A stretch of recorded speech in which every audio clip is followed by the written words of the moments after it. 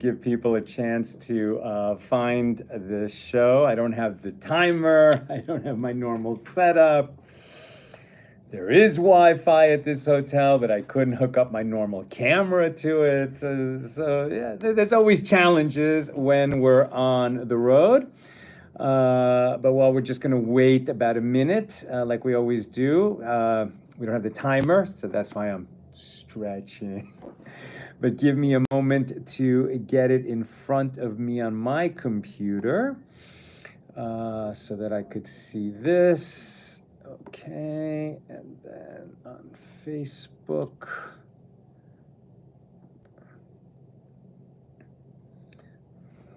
Of course, I have to sign in there. One more second. Okay, here we go. Very good. Okay. We are rocking. Okay. Very good. Who's in the house? Yehudit in South Carolina, Guy in Ohio, Joe in the Inland Empire, Paul in the Great Northwest, Sharon in New Jersey, heading to Las Vegas tomorrow morning to see the Dead in the Sphere. I've heard it's amazing. Amazing. DM me, Sharon. I'll tell you how amazing. Jonathan in Thousand Oaks, Shandora in the Bronx, Lucy in Minnesota. I don't know if I'm able to see comments on YouTube because we're just using a little bit different setup than normal. Okay, but this is, we're just making do with the system we've got while on the road. So, let's light up the darkness. I don't have a candle. Welcome, everybody. So while on the road, we are doing Bava Metzia 87. We're in chapter 7 of Bava Metzia, the 22nd volume of the Talmud. And today we're, God willing, completing our discussion of Mishna number 1 and opening Mishna number 2 here in chapter 7 of Bava Metzia. We pick this up right near the top of page 87a. From where do we derive this principle that the wicked say much and do not do even a little, right? As opposed to the righteous say little and do much. The wicked say much and don't even do a little. They do nothing at all. So from where do we derive this? We derive it from Ephron. Who was Ephron? After Sarah died, Abraham needed a burial place for her, and he purchased it from Ephron in full view of all the elders of his tribe, so that no one could say that Abraham didn't purchase this fair and square. He didn't negotiate at all, whatever the price that was. And Ephron sort of said, oh, well, I'll give it to you. Don't worry about it. Bury your dead. No, I want to buy it. After all, a field worth 400 shekels, what is it between you and me? So that's the price. And then Abraham paid that price. But Ephron, right, he said, oh, I'll just give it to you. What is this field between you and me? So says the Gemara, we derive it from Ephron. Initially, it is written that Ephron said to Avraham, a piece of land worth 400 shekels of silver, what is it between me and you? That's Genesis 23:15. And ultimately, it is written, quote, and Abraham listened to Ephron, and Abraham weighed out to Ephron the silver, which he had named in the hearing of the children of Heth, 400 shekels of silver, and then it adds current money with the merchant. Now, why do we need current money with the merchant? What is that to tell us? I.e., shekels that could be used in any location. So as we've seen a bunch of times, especially in the ancient world, not every silver shekel was the same as every other silver shekel. Some of them were minted in such a way that they would be easier to use as you traveled around and in different contexts. Others, they weren't, they didn't have quite the same safeguards that we have in modern money pressing. But so the point is that Ephron got from Abraham not just any silver shekels, but the most valuable silver shekels, the ones that could be used anywhere. So shekels that could be used in any location. And this teaches that not only did Ephron take shekels from Abraham, he took from him only centenaria, i.e. superior coins, as there is a place where they call a shekel a centenarius. Now, the verse states, make ready quickly 3 measures of flour. Now we're back to the incident of the 3 angels visiting Abraham at the time when he was recovering from his circumcision, him and Ishmael. And this is when one of the angels tells Sarah that she will bear a child within a year, and that would be Yitzchak, right? So there were 3 angels came, each had a different mission. Michael was to tell her that she would have this child. Gabriel was to take action against Sodom and Gomorrah. And Raphael, the healing angel, was there to help Abraham heal from the painful procedure that he had undergone. Now, the verse states, make ready quickly 3 measures of flour, fine flour. Genesis 18:6. This is what Abraham told Sarah to get ready for the guests. So the interesting thing that the sages focus on is, why does he say, make ready quickly 3 measures of flour, fine flour? Why does he add the fine flour? What's really going on here? Some say that this is actually a conversation between them. He says, make ready 3 measures. She says, a flour? He says, fine flour. And it is written flour, and it is also written fine flour. So Rabbi Yitzchak says, from here we learn that a woman is more stingy with guests than a man. Sarah wanted to use merely flour, and Abraham persuaded her to use fine flour.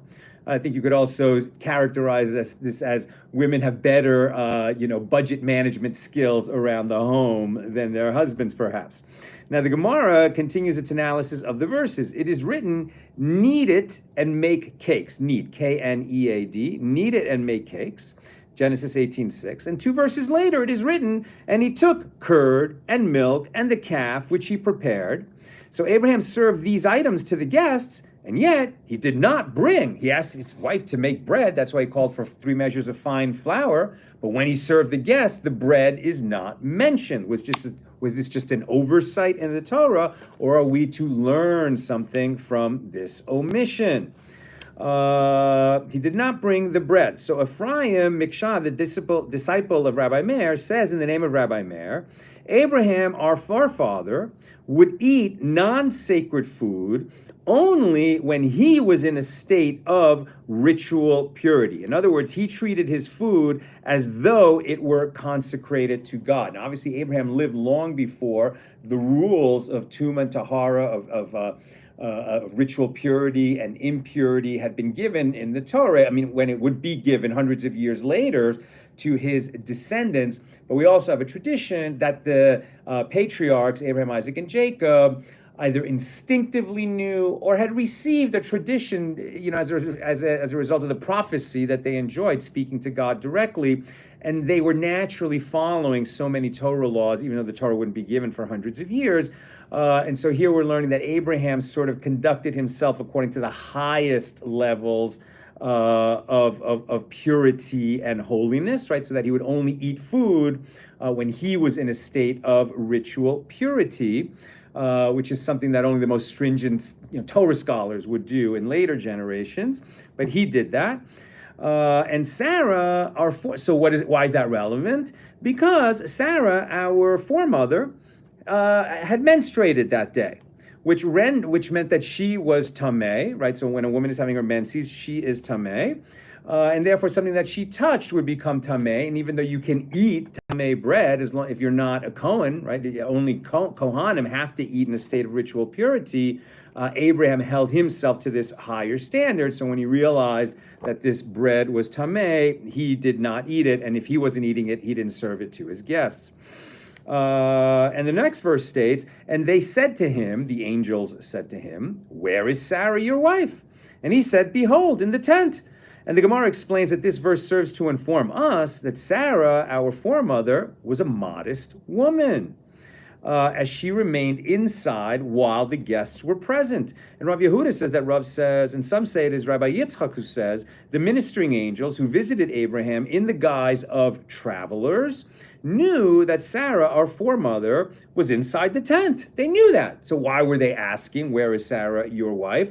Rather, what was the purpose of their eliciting Abraham's response that she's in the tent? It was in order to endear her to her husband by accentuating Sarah's modesty, right? They were saying, and where is Sarah? She's in the tent. She's in the tent, she's such a fine and refined woman. Rabbi Yosef, the son of Rabbi Hanina, says they inquired about her in order to send her the cup of blessing, right? So when men would sit to eat and discuss, business matters and Torah matters, so very often the wives would not join that conversation, but the guests would always honor the mistress of the house. And one way they do that is that after they bench after the meal, after they say the grace after the meal, which is usually, at least when there's enough people present, said over a cup of wine, that's called the cup of blessing, and then they would send that cup of blessing to the mistress of the house. So where am I? So they inquired about her in order to send her the cup of blessing. And it is taught in the name of Rabbi Yosef, why are there dots in the Torah scroll upon the letters Aleph, Yud, and Vav in the word to him, Elav, and these letters spelled Ayo, which means where is he? The Torah is teaching the proper etiquette, which is that a person should inquire of his hostess about his host, just as he should inquire about the welfare of his hostess from the host. So the Gemara asks, but doesn't Shmuel say one may not inquire about the welfare of a woman at all, as this is immodest? Meaning, if she's not your wife, you shouldn't be talking about her, lest people come to think that you're attracted to her and you'd like to be doing something inappropriate. So better to avoid that, right? And so you talk to your male friends about male stuff. However, says the Gemara, it is appropriate to ask your men friends, and how is your wife doing? In other words, just inquiring about her welfare to show that you care about your friend, his family, his wife, his kids. Of course, it's appropriate to inquire about their welfare. It just can't, seep over into a conversation that could somehow be characterized as inappropriately talking about somebody else's wife. But doesn't... Exactly. A greeting by means of her husband is different. Asking a husband about his wife is not considered immodest if you're just inquiring about her welfare. And the Gemara analyzes the verses that describe Sarah at the time. This is a very famous passage in the Talmud that we're now entering. So they told Sarah that you're going to have a baby, right? And she laughed to herself, saying, after I am waxed old, shall I have pleasure? And Rav Chisda says, after the skin had worn out and become full of wrinkles, the skin once again became soft. Sarah was, after all, 90 years old at the time that she's told, you're going to have a baby. She was old. She seemed old. How is she going to have a baby is what she's asking. And yet, obviously, God can perform any miracle God wants, and part of the miracle of her conceiving at the age of 90 is that she became seemingly young again so that she could do that. And it is written also that Sarah said, but she didn't just say, where was I? After I am waxed old, shall I have pleasure? She adds the following words, and my Lord is old, right? She says, I am old and my husband is old. How are we going to have a baby? And then the Lord said to Abraham through one of these angels, why did Sarah laugh, saying, shall I certainly bear a child and I am old? Genesis 18:13. She said, shall I have a child after I am waxed old? She said, I am waxed old, and my Lord, meaning my husband, is old. Then when God, through his angel, says, why did Sarah laugh, saying, she is old? So God changes the language, right? When he quotes Sarah, sort of laughing and saying, how am I going to have a child? he doesn't repeat her comment about Abraham, where she says that my husband is old. This is showing extreme refinement of speech. And one of the examples of where we're supposed to emulate God's behavior, right? Because shalom bayis, peace in the home, is such an important value, you would never repeat something that a spouse said about the other spouse, which could even in the slightest way be interpreted negatively, because that could introduce some rancor into the home. And so here you have God, whose name is truth, who knows the truth, who speaks the truth, who is truth. Actually, it's a little strong to call it a lie, but he sort of changes the quotation, and he quotes Sarah as only speaking about herself being old, and omits that she said that her husband is old, and sort of puts those words about being old as something she said about herself and not about her husband. So God told a little white lie, and this is to show you how great, how important is shalom bayis, peace in the home. As it says here, and this verse indicates that the Holy One, blessed be He, did not repeat to Abraham that which Sarah actually said, that her husband is old. Why did God change the wording of her statement so that she was referring to herself? The school of Rabbi Yishmael taught peace is of such great importance that even the Holy One, blessed be He, altered the truth for the sake of preserving peace. As it is stated, and Sarah laughed within herself, saying, after I am waxed old, shall I have pleasure, and my Lord is old. And then it is written, and the Lord said to Abraham, why did Sarah laugh, saying, shall I certainly bear a child, and I am old? See how God changed the words a little bit. Now, in reference to Sarah having given birth to Isaac, the verse states, and she said, who would have said to Abraham that Sarah should nurse children, right? She's celebrated, now it's a year later, Isaac is born, and she not only has given birth to a baby at the age of, I guess, 91, but she is even nursing the child. And so she's just sharing her joy in Genesis 21:7. Who would have said to Abraham that Sarah should nurse children? And the Gemara asks, how many children did Sarah nurse? Why didn't she say who would have thought that Sarah would nurse a child? Why did she say who would have thought that Sarah would nurse children, plural? So what does this mean? And the Gemara asks, how many children did Sarah nurse? Why does the verse say the plural form when she had only one child? And Rabbi Levi says, that day when Abraham weaned his son Isaac, he prepared a great celebratory feast. All of the nations of the world were gossiping and saying to each other, see this old man and old woman who brought a foundling from the market, and they're saying he is our son. And moreover, they're making a great feast to bolster their claim, right? They're so old, how could they have had a baby? It must be that they adopted the baby and they're passing him off as their own child. So, if that's what people are saying, maligning God's beloved Abraham and Sarah, God's not going to let that stand, so he performs a little miracle on their behalf. What did Abraham, our forefather, do? He went and invited all of the great men of that generation, and Sarah, our foremother, invited their wives.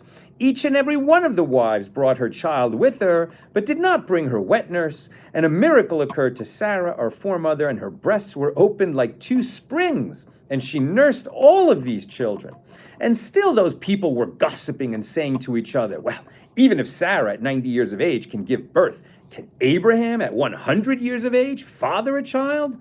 Immediately, the countenance of Isaac's face transformed and appeared exactly like that of Abraham, and everyone exclaimed and said, Abraham fathered Isaac, Genesis 25:19.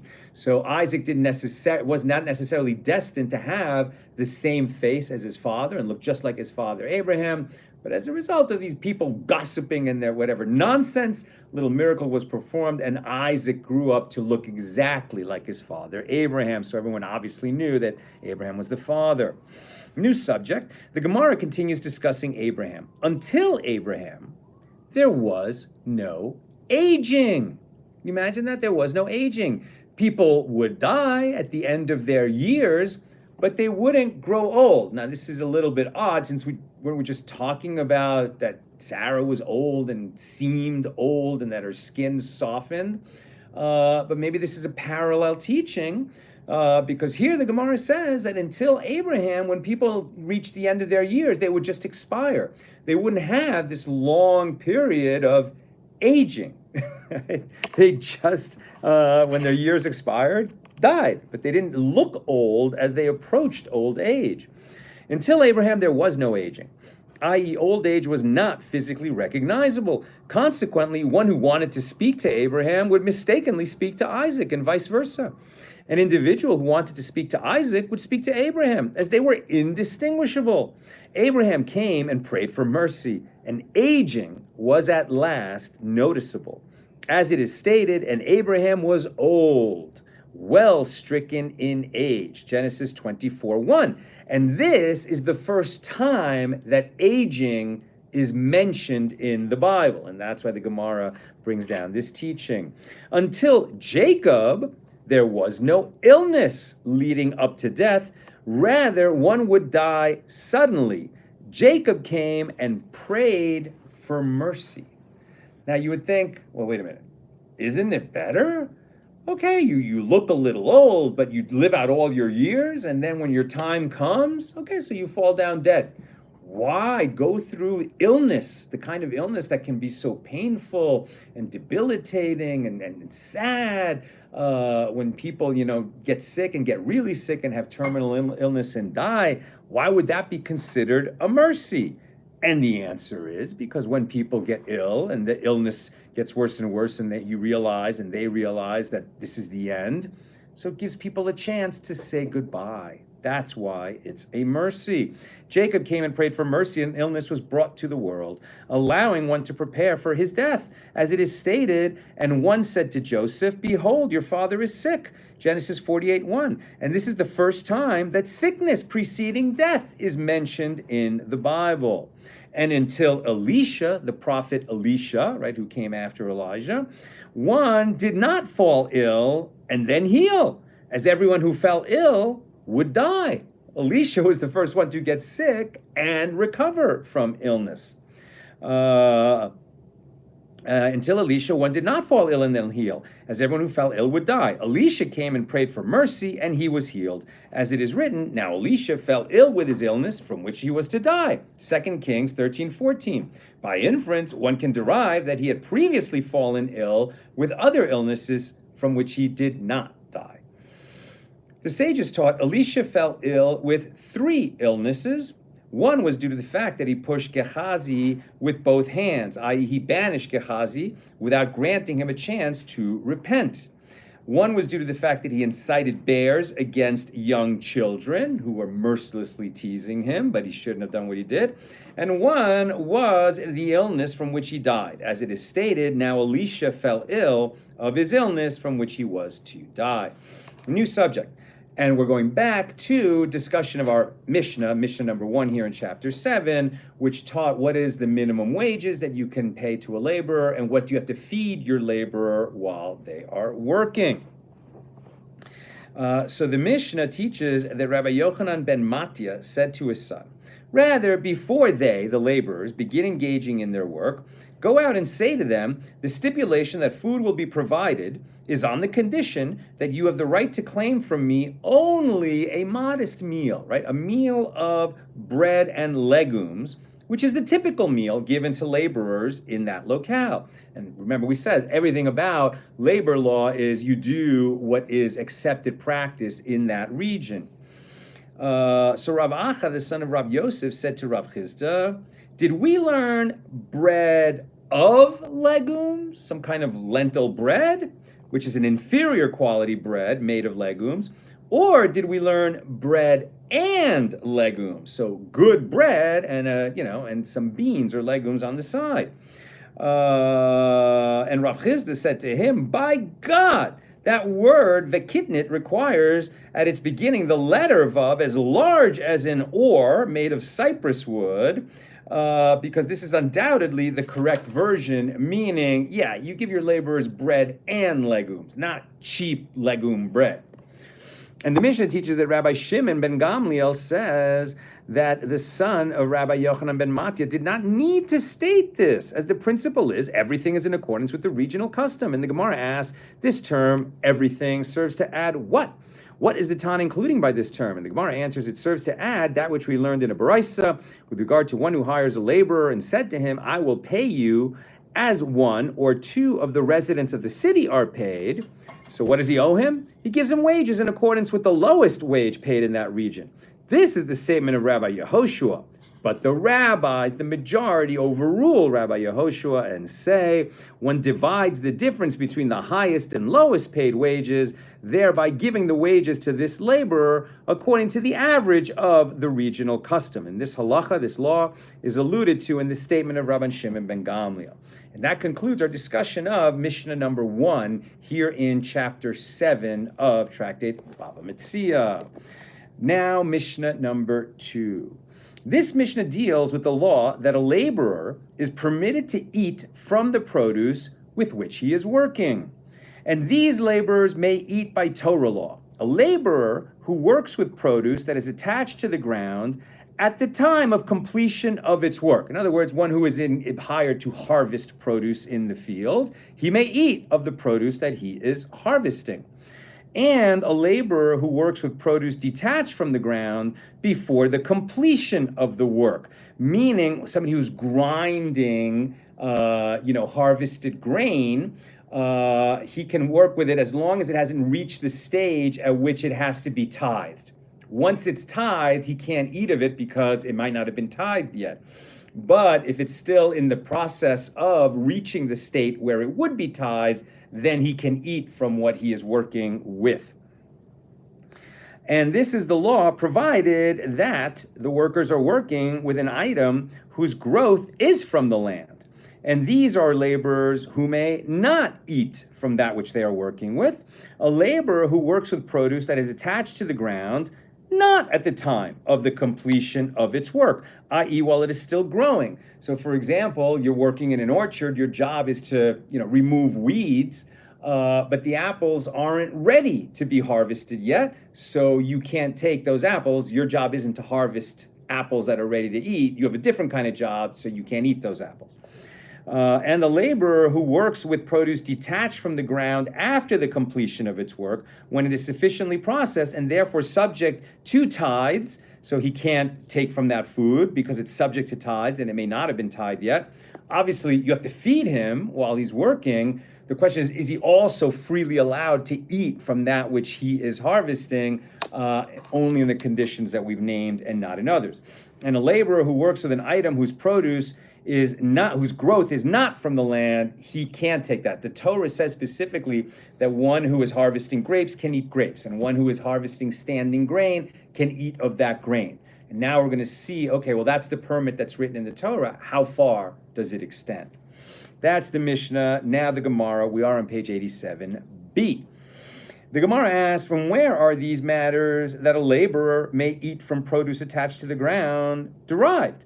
And the Gemara answers, as it is written, when you come into your neighbor's vineyard, then you may eat grapes until you have enough at your own pleasure, but you shall not put any in your vessel. And the Gemara asks, we find a source for a vineyard. From where do we derive that a laborer may likewise eat from any other type of produce? And the Gemara answers, well, we derive it from a comparison to the case of a vineyard. Just as a vineyard is unique in that it is an entity whose growth is from the ground, right? Plants growing out of the ground, and the laborer eats from it at the time of the completion of its work, i.e. when he's harvesting the grapes, he can eat the grapes. So too, with regard to any entity whose growth is from the ground, and it is at the time of the completion of the work, when it's being harvested, that a laborer may eat from it, right? The Torah gives him that right. And the Gemara, right, and the owner of the vineyard can't charge the laborers after he's already fed them lunch. He can't say to them, and I saw you eating grapes, so I'm going to deduct that from your pay. He cannot do that. They're entitled to eat those grapes. So the Gemara challenges this derivation. What is notable about a vineyard? It is notable in that the owner of a vineyard is obligated in the mitzvah of olelot, the obligation to leave incomplete clusters of grapes for the poor, right? Like the gleanings that are left in a field of wheat so that the poor can come along and have what to eat. Similarly, you leave these uncompleted clusters of grapes on the ground for the poor to come and gather. That's the mitzvah of olelot. So accordingly, one should be able to derive the law of other types of produce from the law of the vineyard. And the Gemara explains, we derive the law that a laborer may eat other crops from the law that he may eat standing grain. And the Gemara asks, accordingly, one should not be able to derive the laws of other types of produce from the laws of a vineyard, right? Because the vineyard has this unique mitzvah of olelot. Other types of produce grown from the ground don't have the unique mitzvah of olelot. So maybe we can't extend the teaching that since people harvesting grapes can eat of those grapes, maybe we can't extend that principle to other kinds of produce because grapes are unique in having this mitzvah of olelot. So now the Gemara is going to look at a different mitzvah of standing grain. So the Gemara says, we derive the law that a laborer may eat from all crops while he's harvesting them from the law that he may eat standing grain. And the Gemara asks, and from where do we derive that he may eat standing grain itself? And the Gemara answers, well, this is as it is written. When you come into your neighbor's standing grain, then you may pluck ears with your hand, but you shall not move a sickle onto your neighbor's standing grain. You can walk to your neighbor's field, you can just eat a little bit to your mouth, but you can't gather from his field, his property into your basket. That would be stealing. Now, it's interesting that we're extending that principle to workers working in that field, when it's taught simply about entering your neighbor's field and you can eat while you're there, you just can't gather anything and bring it out with you.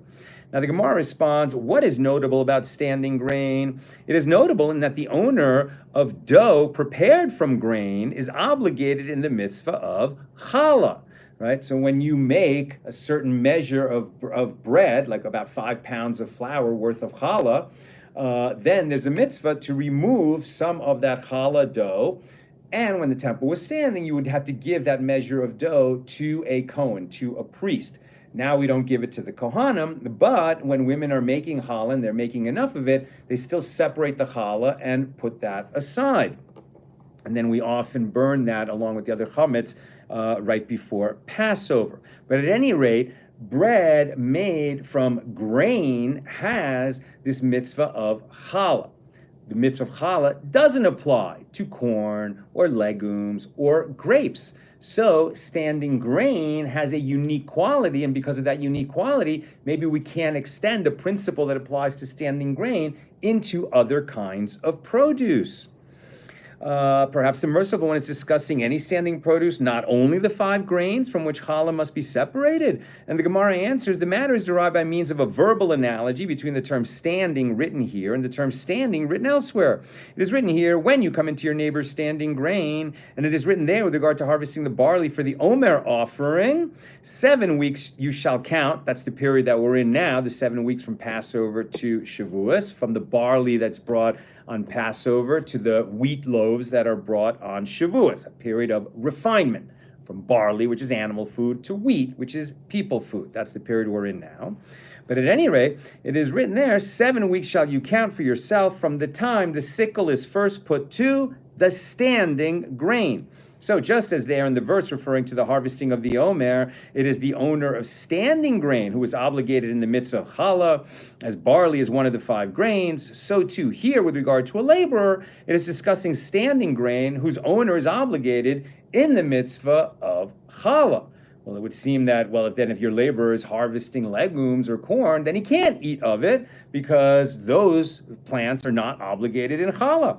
But we know that they are able to eat that kind of produce. So the Gemara resumes its discussion by reiterating its earlier question. The comparison between standing grain and other produce can be refuted as follows. What is notable about standing grain? It is notable in that the owner of dough prepared from grain is obligated in challah. Let the case of a vineyard prove that this comparison is valid, as the mitzvah of challah does not apply to the produce of the vineyard, and yet a laborer may eat from it. And the Gemara asks, well, what is notable about a vineyard? It is notable in that its owner is obligated in the mitzvah of olelot. So the Gemara responds, so let the case of standing grain prove that this is not a decisive factor, as its owner is not obligated in the mitzvah of olelot, and even so, a laborer may eat from it. Since no exact comparison can be drawn to either a vineyard or standing grain alone, the Gemara suggests a combined solution. The inference has reverted to its starting point. The aspect of this case, the vineyard, is not like the aspect of that case, standing grain. Their common denominator is that each one grows from the earth, and at the time of the completion of its work, the laborer may eat from it. So too, with regard to any type of produce that grows from the earth, at the time of the completion of its work, i.e. when it's being harvested, the laborers who are harvesting it may also eat from it. And the Gemara asks, what is unique about their common denominator? It is unique in that they have an aspect relating to the altar, right? When the temple was standing, the Mizbeach, the altar, is where offerings were brought in the temple. What do grapes have to do with that? There were wine libations in the temple. What does grain have to do with that? There were meal offerings and breads were brought along with certain offerings, right? i.e. the products of both the vineyard and standing grain differ from other types of produce in that they are both offered on the altar. Wine is brought for libations and flour and meal offerings. And the Gemara suggests tangentially, so an olive should also be derived through this category of those products which a laborer may eat, as it too has an aspect relating to the altar in the oil of meal offerings. Olive oil had to be used in meal offerings. So the Gemara refutes this suggestion. And is the law of an olive derived from the common factor of the two types of produce mentioned earlier? But the olive itself is called the fruit of a vineyard, karam, as it is written, and he burned up both the piles of produce and the standing grain, and also the olive yards, karam zayit, from the book of Judges 15:5. So Rav Papa said this verse does not mean that an olive is considered the product of a vineyard, right? Vines that have grapes grow in vineyards, olives grow on olive trees. But what are we saying? This verse does not mean that an olive is considered the product of a vineyard. As in the verse, it is called an olive yard, karam zayit, and it is not called a plain vineyard. Therefore, the law of olives must be derived by analogy from the common denominator of grapes and standing grain. So the Gemara resumes its discussion. So in any case, it is difficult, as there still has not been found a source according to which the law that a laborer may eat when he is working applies to all types of produce. Right? We see that it applies to grapes and that it applies to standing grain.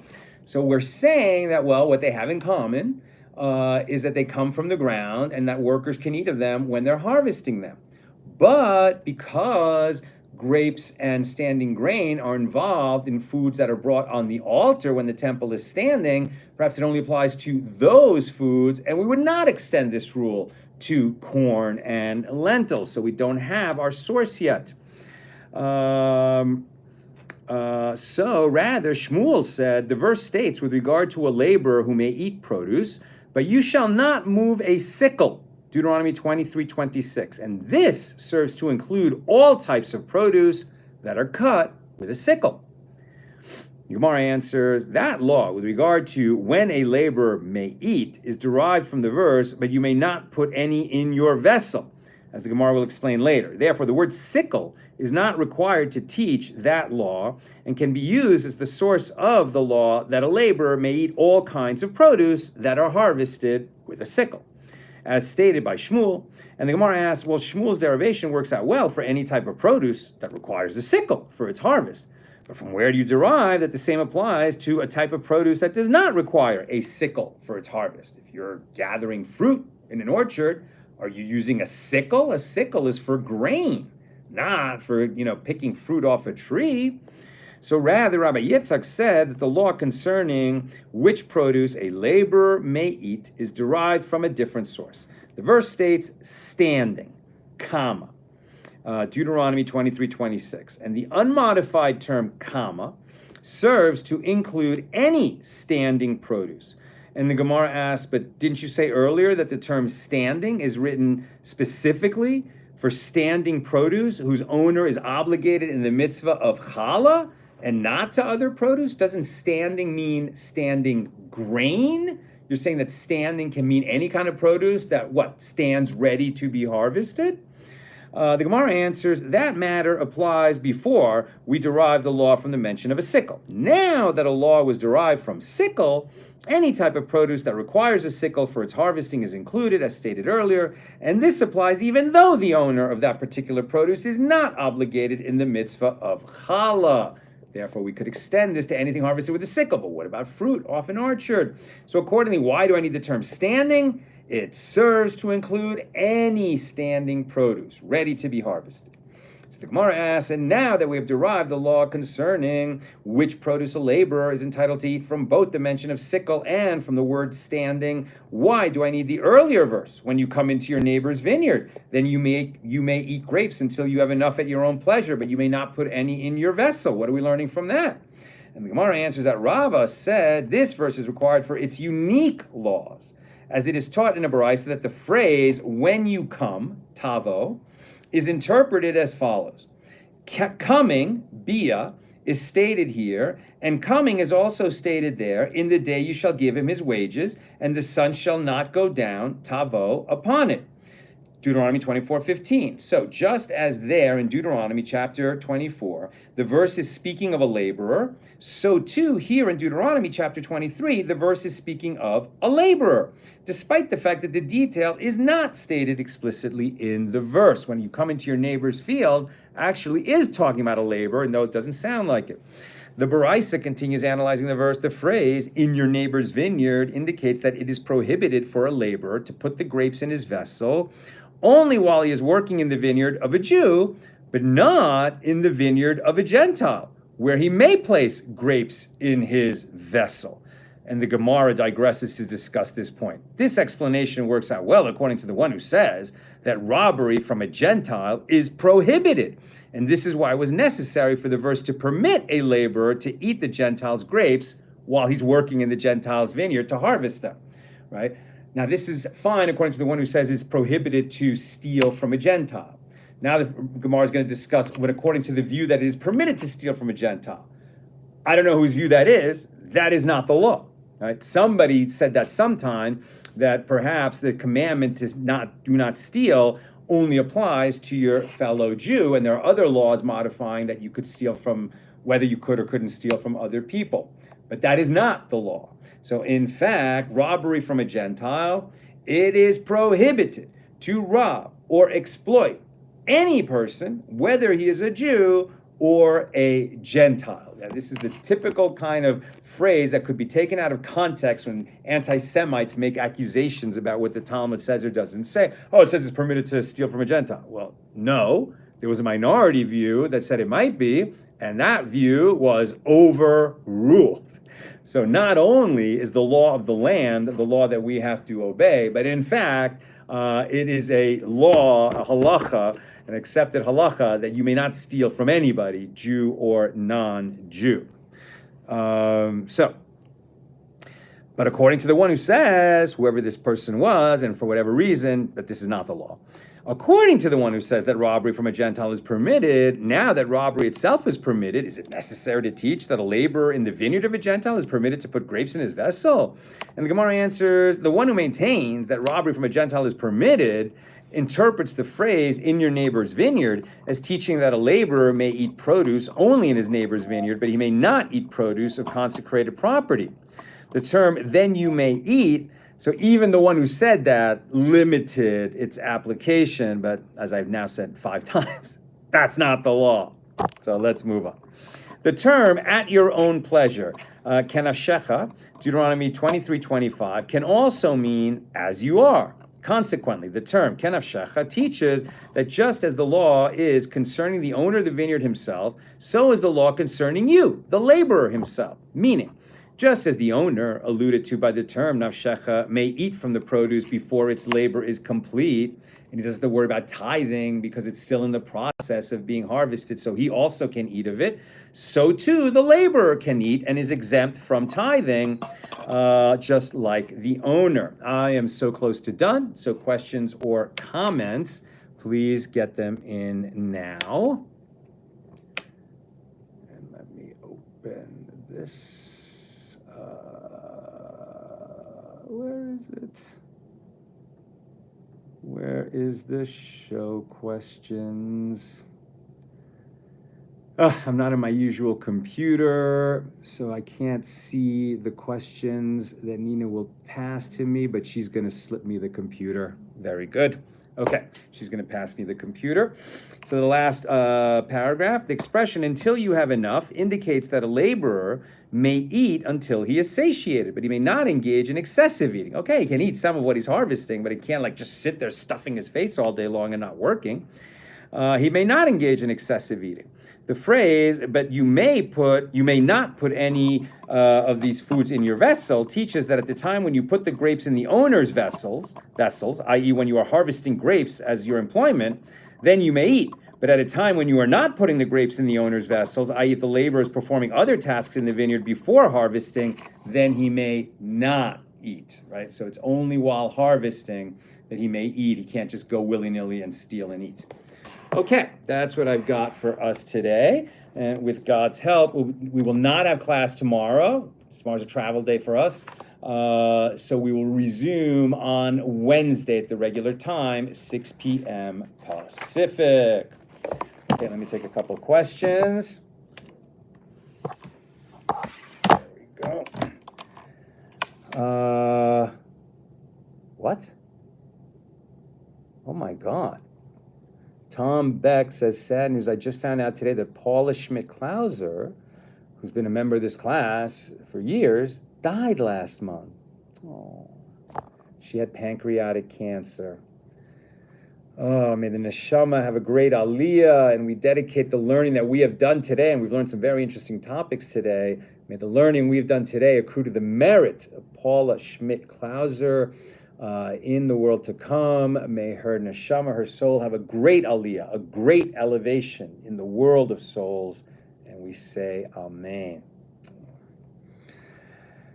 Bill, hold on.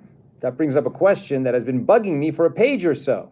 Now, Abraham and the other patriarchs instinctively followed the Torah.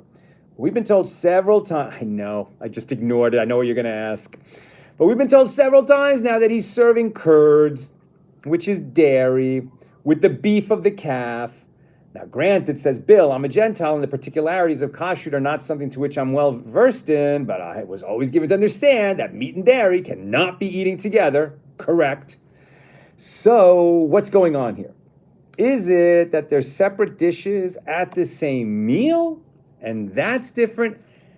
I don't know. Is it that they instinctively followed all of the laws, and so it's not possible that they ate, sort of meat and dairy in the same course? Because what you can do technically is eat dairy and then meat. There still needs to be some separation. It's not like you can just, have a cheese appetizer and a meat entree. Not like that. But it's a shorter wait. So usually people will wait about an hour after dairy before they eat meat, and anywhere from 3 to 5, or some people even more than 5 hours from when they go from meat to dairy, because when you eat meat, little bits of meat end up between your teeth, but when you eat dairy, kind of gets washed out of your mouth. So maybe this was a long type of, ancient world meal where the courses came and the discussion came, and they were there for hours. So the dairy preceded the meat by enough time. Or,